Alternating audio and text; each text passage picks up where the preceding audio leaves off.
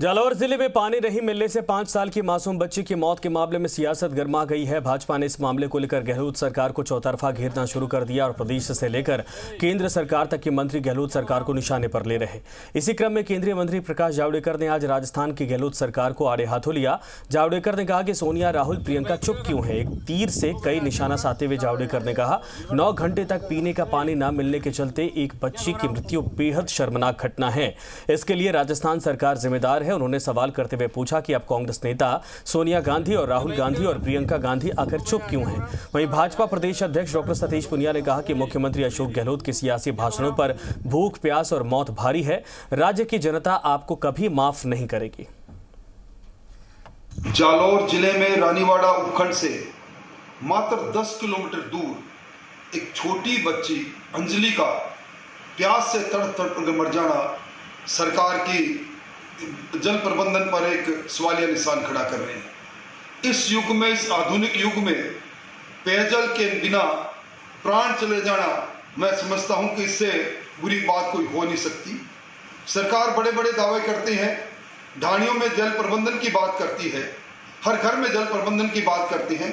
सारे दावे धूल दर्शित साबित हो गए। तो जो औरत थी उसका बहुत ही कम बीपी था, 60 सिस्टोलिक बीपी आ रहा था।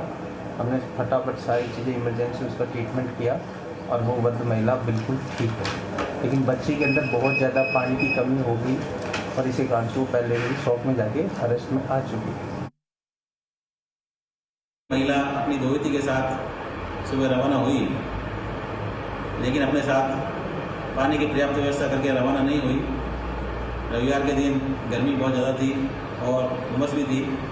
ऐसे में रेतीली धरती पर पैदल चलते चलते इस महिला को प्यास लगी, जिसमें इसे रास्ते में पानी उपलब्ध नहीं हुआ। पैदल चलने से, कमजोर और थकान से, डिहाइड्रेशन होने से इसके साथ चल रही इसकी 5 वर्षीय दोहिती का देहांत हो गया। ये महिला भी अस्वस्थ होकर बेहोश हुई। इसकी सूचना मिलने पर बाद में प्राधिकारी द्वारा इसको अस्पताल पहुंचाया गया। वर्तमान में महिला स्वस्थ है। तो तस्वीरें वाकई में थोड़ी विचलित करने वाली हैं, क्योंकि आप अगर इस घटना की पूरी जानकारी समझेंगे तो सोचेंगे कि 9-10 किलोमीटर का ये फासला, और बताया जा रहा है कि दोनों जो महिला थी और उसके साथ छोटे बच्ची थी, दोनों प्यास से तड़प रहे थे। महिला किसी तरीके से बच गई, हालांकि वो भी बेहोश थी, लेकिन बताया जा रहा है कि बारिश की बूंदों की वजह से उसकी जान बच पाई, लेकिन उसके पहले ही बच्ची ने दम तोड़ दिया था और हालात ऐसे थे कि कई किलोमीटर तक यहाँ पर पानी नहीं मिला। बबलू मीणा इस वक्त हमारे सहयोगी फोन लाइन पर जुड़ गए हैं। बबलू, क्या कुछ जानकारी है और इस पूरे मामले पर अभी किसी ने कोई जवाब दिया? बिल्कुल बताना चाहूंगा, जिस तरीके से बाल कल्याण समिति ने भी एक्शन लिया है और जालौर की जो बाल कल्याण समिति के जो अध्यक्ष हैं नैम सिंह राजपुरोहित जी, वो वहां पहुंचे हैं मौके पर। वो सारी उसकी रिपोर्ट बना रहे हैं। रिपोर्ट बनाने के बाद में जो जिस तरीके से कार्रवाई होगी वो कार्रवाई करेंगे। और जिस तरीके से जालौर के जिला कलेक्टर नम्रता वृष्णी ने पीएचडी विभाग के अधिकारियों की तुरंत आनंद फन में बैठक ली, जिसके बाद में कि जो भी ऐसा रास्ता है, जो रास्ता डम्बर रास्ता है, वहां जगह जगह जो नर्मदा का जो प्रोजेक्ट है, उस नर्मदा के प्रोजेक्ट के तहत में जगह जगह किलोमीटर पर नल लगाने की सुविधा उपलब्ध करवाने के लिए आश्वासन दिया है कि किस तरीके से इस पानी की जो समस्या है उस समस्या से निजात मिला जा सके, तो आने वाले भविष्य में कभी ऐसी और घटना नहीं हो। इसको लेकर जालौर की जिला कलेक्टर नम्रता वृष्णी है, वो लगातार बैठकों पर बैठक कर रही है और लगातार रिपोर्ट दे रही है। सरकार ने रिपोर्ट मांगी है किस तरीके की ये घटना हुई, कैसे हुई, क्यों हुई, उसकी रिपोर्ट तैयार करके थोड़ी देर बाद में, शायद 7 या 8 बजे के बाद में ये रिपोर्ट सरकार के पास जाएगी। जी।